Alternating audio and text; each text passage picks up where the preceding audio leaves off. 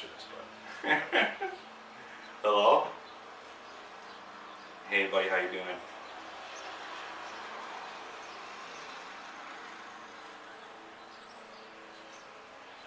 That's okay. That's okay. That's okay. Yeah, that's no problem, okay? That's no problem, of course. Yeah, next time. Next time, okay? Okay, brother? Yeah, I'll talk to you soon. Okay. That's okay, Mike. Now the man that just called me, there's someone who I'd like to talk about. He's my manager at work, and this man does more charity for more than anyone I know. He every charity function that I do, he is the man behind it. He is the real man behind it. And I'm not even there for everything he does. It's just absolutely ridiculous. He's the head of the organization, the charitable organization that I spend my time with. And I wish I look up to him in that way. You know, everyone has other sides of them that maybe aren't the best, you know, work-wise, whatever, but when it comes to that, I hold him in high regard, and that's what you have to do. You help others. That's how you get the good shit. It actually sounds like you met this guy at a time that was almost perfect. You know what I mean? He put that fate put this this mentor of yours into your life at a time in which you were perfectly receptive to it. Yeah, that's perfect. He's a great guy, great man. I just you can't even say it in words, and that's not to say to act all elusive or anything like that. It's just, you can't. Sometimes feelings you cannot express into words, but you still work hard. That's it. Just work hard. Work hard at helping others. Work hard at advancing yourself, but not so you can have a flashy car, or, you know, nice clothes or big muscles or anything. That's not the stuff that matters in life. Family, friends, helping other people, helping the person, the Birdman of Old Street, you know, the people like that. When I seen that, I have to say, that is just absolutely, it blows my mind to see a bird on a man's shoulder like that. That is, wow. If I go up to a bird, it's gone.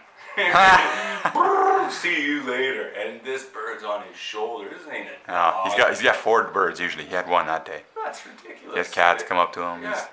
It's not a dog. It's not a cat. It grows the bonds for you. This is just a bird flying around and it's on his shoulder. I seen that. Oh my god. He's usually got 4. I'm gonna get him again. He had 4 yesterday. I just missed. How do you even explain that? That's a karma. Wow, it's a JuJuStar. He's a JuJuStar. Juju, yeah, that's whoo. The animals see it. The animals don't lie. All right. I don't even know what to say to that. That's ridiculous. See, ridiculous. You used to say, I'm going to quote you. I got to hold you to this, Jer. Okay. You said once upon a time, that kind of juju, there is a good juju, but not this kind of juju that we've heard about sometimes with people in the past that can turn a street lamp off with their mind or a street lamp on by the power of the mind or the juju. Well, you know that I've changed a lot in who I am and the way I think. But I don't know, I've had things happen in my life that have made me rethink things that the way I used to think. Yeah. And I'm a different person than I used to be. Now that's not to say I don't own the things that I've ever said in my life. I own these things. It's you have to.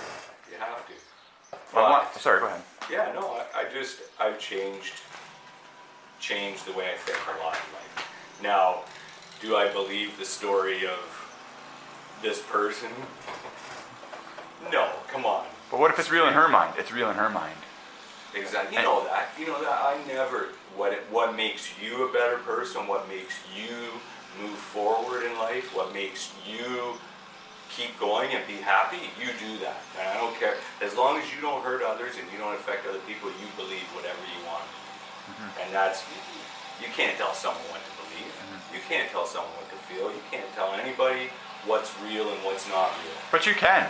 You actually can affect them in ways Well, that I never thought was possible. I'll say, for example, you're talking about helping people, like making the sandwiches, helping the old ladies across the street. And, no, you do these things. I've always watched you do these things. I am going to say, again, I'm quoting you, Okay.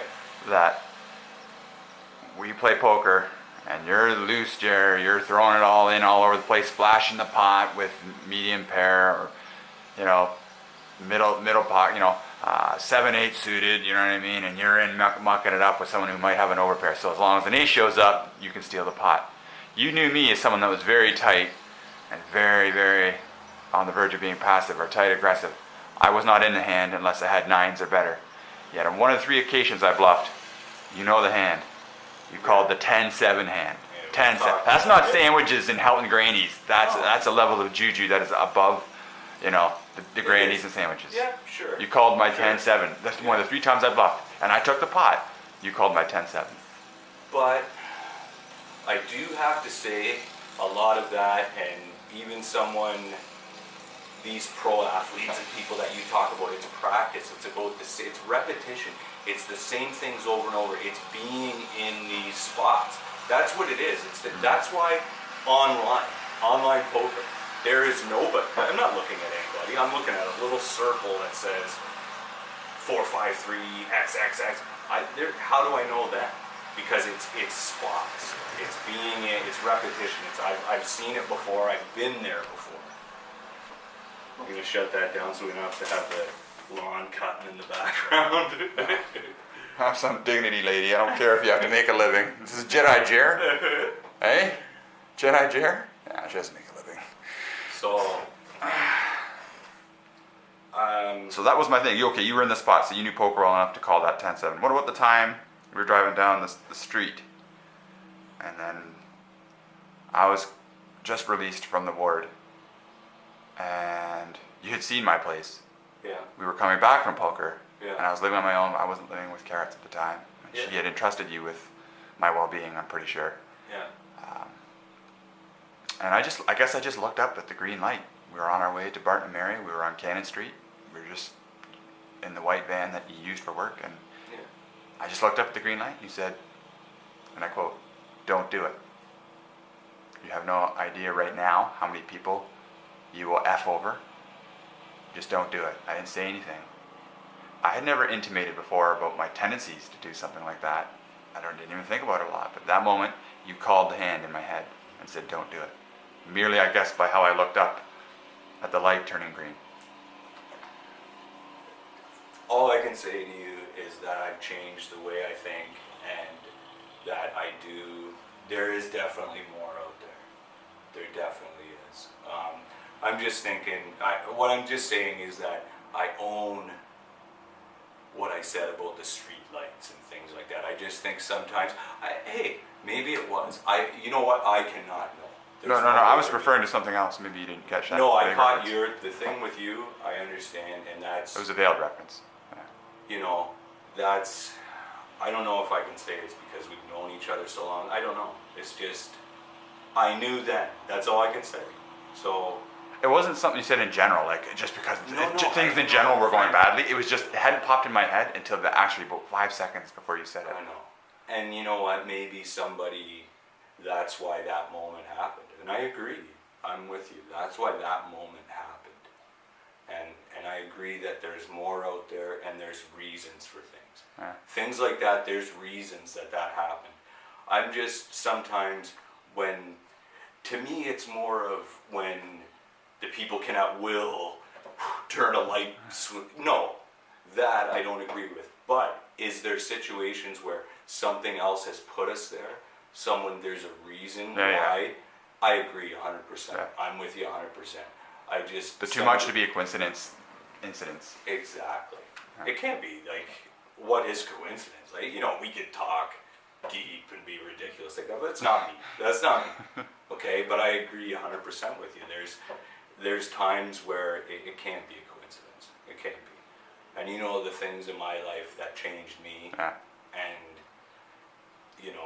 I'm not ready to talk about that. No. But what happened with me is it changed me.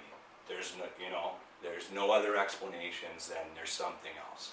What I can say is if you look back at the reality that dominated your life, say 5, 10 years ago, not just yours, but mine or anybody else's, Yeah. I just look back now, and the proof is in the pudding. If you had told me we'd be having this discussion on tape even 3 years ago, I would have thought maybe we did die and go to heaven. Like, I have to honestly ask my wife sometimes, is this, Yeah. just sounds like Field of Dreams, right? When the dad asked Kevin Costner. Yeah. And of course, Kevin Costner asked the dad, is this heaven? And he goes, oh, there's a heaven. And he's almost frothing at the mouth, and the cornfields are up, and James Earl Jones had already gone by 10 minutes earlier, and the lights are coming on. Yeah. Oh yeah, there's a heaven. So in other words, he made the right decision. It seemed like the wrong decision, but circumstances came together at the right time, and he followed the juju to clear his cornfield at the expense of his crop, at the expense of his income, so that the dead baseball players could come and have a place to play. Yeah. No,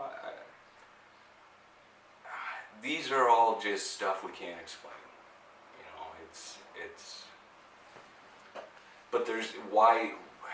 I've always been the kind of guy. Why try to explain it? Yeah. Just accept it. That's a carrot. The carrot says that all the time. Yeah, just accept it and go with it, and try to harness whenever the good juju is there. You can feel it. I get out of the juju, and I have to have people like you and carrots in my life. There's a quote in Isaiah that says, "Woe to he who should hasten the Lord's plans as if he were the Lord. Would you want to be?"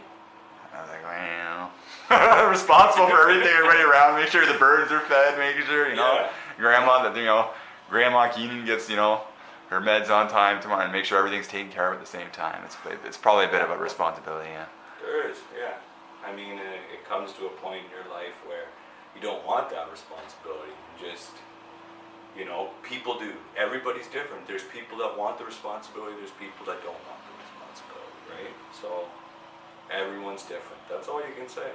But it just seems to me that everything, as you follow the juju down your path, that you're entrusted with more and more of it as you go along. Sure. Like you're getting more and more responsibilities than you've ever had, just because you're simply being a better version of you. Yeah. And a better version of me of inside. And not a better version of, there was a time I had abs and I was cut and buff, and now I got a gut and flat. I got no muscles. But I'm a better version of me inside and who I am and what I project out to the world. I have my flaws. Everybody's got their flaws. But, The creatine wilderness. That's right. Accept your flaws.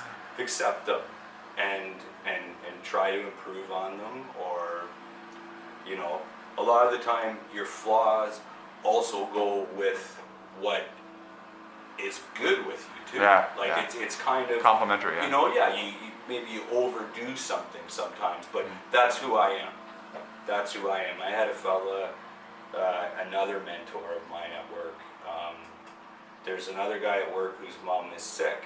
Well, where I work, they do a lot of fundraising. If you're missing time because a family member's ill or anything like that, we try to help out by raising money. And I said to this mentor, I said, well, what would it take for me to try to get some funds together for this? And, he said, well, you'd have to do this and that and that. And for just a split second, I said, well, maybe I should just mind my own business and not do anything like that. And he said, well, that wouldn't be you. Why would you do that? You got to be you. Sometimes it means sticking your nose where it doesn't belong, but doing good things, not stick my nose in to insult someone or do the bad juju. You got to keep the good juju.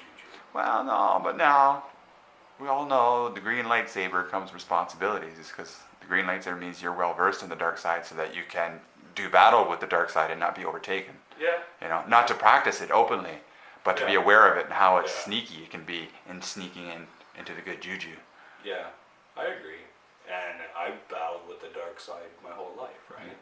The bad, the good. It's all juju. But just basically pass the good juju on. That's about all I could really, to wrap it up, that would be what I would say. Just give the positive to everybody. Help.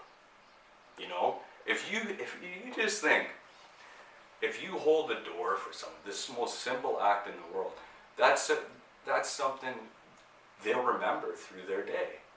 A nice person, a nice act. There's so much negativity in the world, and everybody, like, you get on the bus and I watch some of these people, an old lady gets on the bus and these people are still sitting in their seats, and I almost want to grab them by the scuff of the shirt and pitch them out of their seat. Like, what are you doing? It's ridiculous.